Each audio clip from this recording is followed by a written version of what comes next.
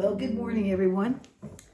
Just sitting here having my cup of coffee and eating a few hazelnuts. These are roasted hazelnuts. They're really, really good. I like hazelnuts. I guess it started when I was a kid. My mother, she used to make up all the Christmas stockings, that were hanging by the fireplace. And they were always filled on Christmas morning with nuts, and I always looked for the hazelnuts. I loved them. She'd fill them with nuts and fruits and some of those little toys and things that you'd get. I don't know if you remember, but you put your fingers in and they get stuck. You couldn't pull them apart. Anyways, they remind me of that, hazelnuts.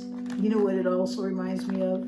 I have to bring this up again, but when I was traveling, coming down through Oregon, in fact, that's where these came from. They're from Oregon. They have hazelnuts everywhere there.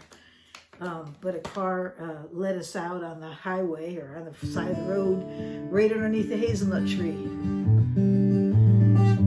And needless to say, that the hazelnuts were perfect for eating at that point, and they were delicious, and I filled my knapsack. It was a wonderful thing to find. So when I think about hazelnuts, I still eat them today, I think of those times. Wonderful memories. Well, today I thought we'd do a real quick lesson, and it's centered around G. G is something I use a lot. I like the chord G, especially in the first position because it's so open, and you can play around it. It's just beautiful. But there's things you can do in the upper register that are G. You see that? And I'm going to show that to you today. It's real simple. I'm going to make it as quick as possible. Okay, so let's start. Okay, so we all know that this is a G and this is a G, right? Because you use it to make your G chord. There it is there, that old favorite G chord. Well, there's G's all over your fingerboard, and so I'm going to show you a couple of them. One is take your ring finger or your pinky finger, whatever you're most comfortable with, and just use second string from the bottom.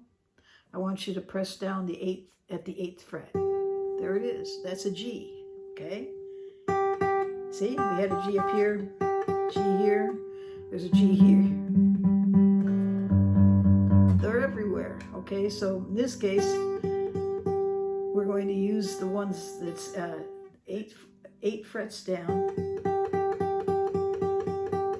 second string up. Then take your pointer finger and you're going to make an E,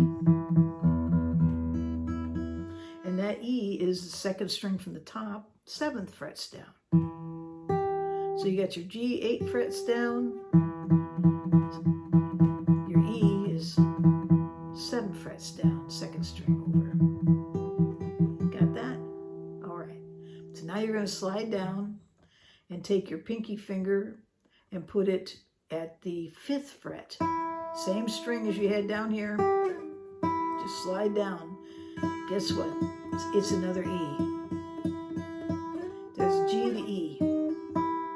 G to E. Okay, and then you're going to pick up the C.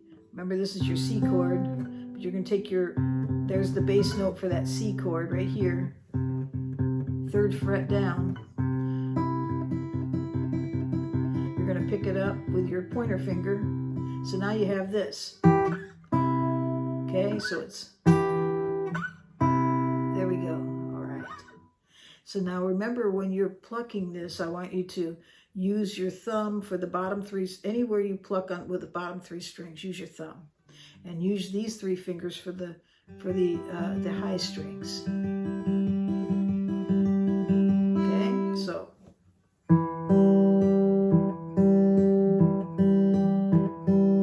And in this case here, I'm using my thumb, my pointer finger, and my middle finger.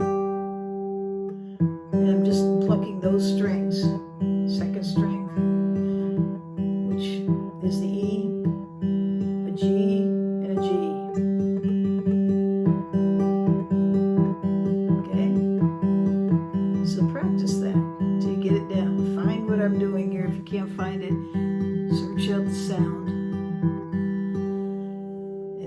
slide down to this, staying on the same string so that your pinky finger is on the 5th fret and your first finger is on the 3rd fret. It's a form of a C because this is C here. See, it's part of it's the bass or the root note of the C chord, right?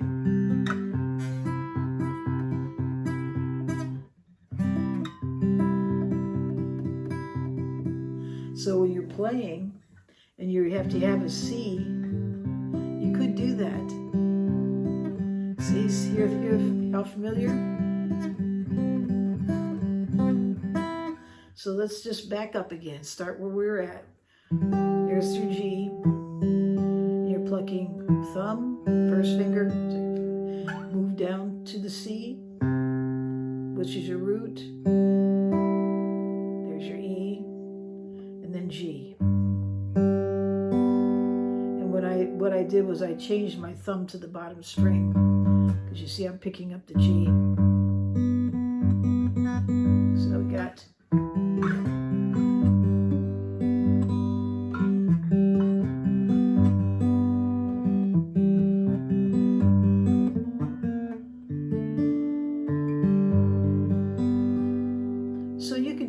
variations with that. You'll notice I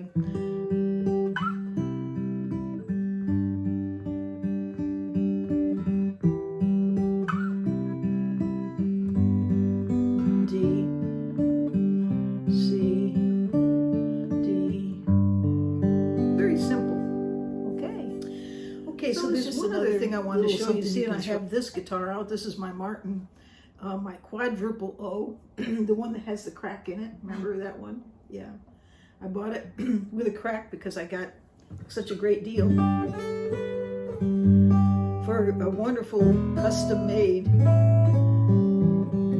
Steve Earl M21. I wouldn't have been able to afford it otherwise, but because I bought it with a crack, it makes no difference. It plays as good as it did the day it was made, if not better, because it's aged. Okay, so I wanted to compare, but right now I have it plugged in. Oops, there we go. We're going to wreck something here. I have it plugged in to an LR Bags. And by the way, this is the bags that I'm using. The LR Bags is a new one. It's called the HiFi that I put in. It's really neat. Reason why I liked it is because I had this all set up, and I did not want to shave the saddle down. You know, sometimes you get it set up perfect, and I just didn't want to mess with it. Where this HiFi, it has 2 sensors that go right under the bridge plate, right above where your pins are, and they're set a certain way. There's a template you use to put them in place, and it's really nice because it makes the top come alive, and you can hear it just sounds so natural. I don't know if you've ever used the K&K, but to me this is actually even better. Anyways, just I'm not a salesperson. I just find things and I enjoy them and I share them with you here. But I wanted to share with you 2 different guitar shapes. These are 2 Martins. These are 2 custom Martins. Beautiful, beautiful rosewood on both of them. Except this is a different shape. This is a quadruple O. But to do that, I've got to turn this HiFi off on the LR Bags. I'm going to just take this off so that we're just playing out of the microphone. So here we have it. This is the M21 quadruple O. And when you look at this bout here, we're looking at 15.5 inches. We're looking at 4 inches on the depth. Then I have here the guitar that I played yesterday, and it's another Martin, beautiful Martin. As you can see, it also has beautiful rosewood, and I'm smacking those again. It's not mine, sorry. I didn't mess it up. But anyways, you can see the beautiful rosewood. But they're different because even though they're spruce top and rosewood, they're different shapes. So, does that make a difference? Well, this one has about a 15.5 inches, and so does So does the Dreadnought.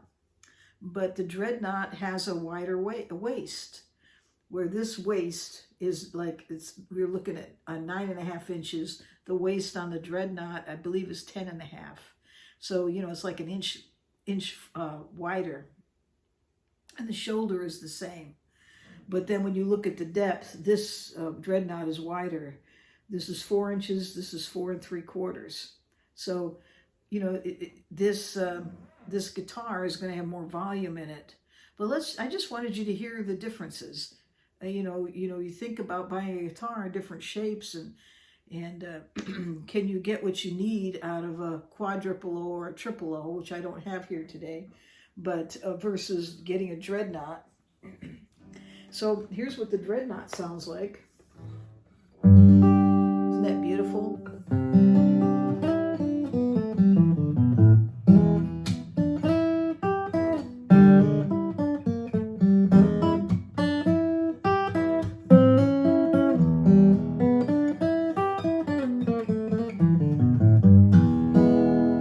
And this is the quadruple O M21.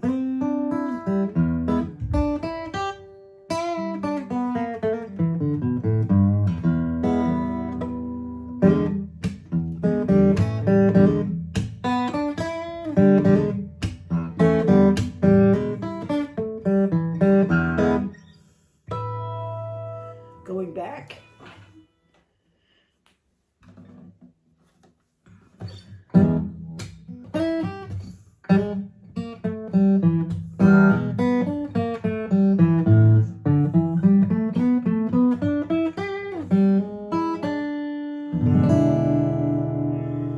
Well, isn't that amazing? They're both beautiful sounding. They're just gorgeous instruments. Each one of them have their place. But I think the Dreadnought has more depth in the bass sounds. It just growls more to me.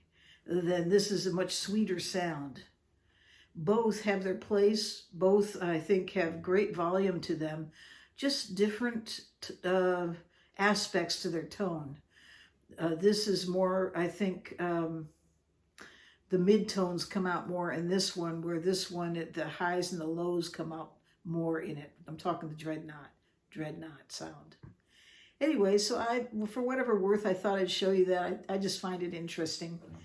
And I'm gone a little longer than I usually do, so I'm just going to cut it short. And I thank you very much for joining in with me today, and I hope you have a wonderful day.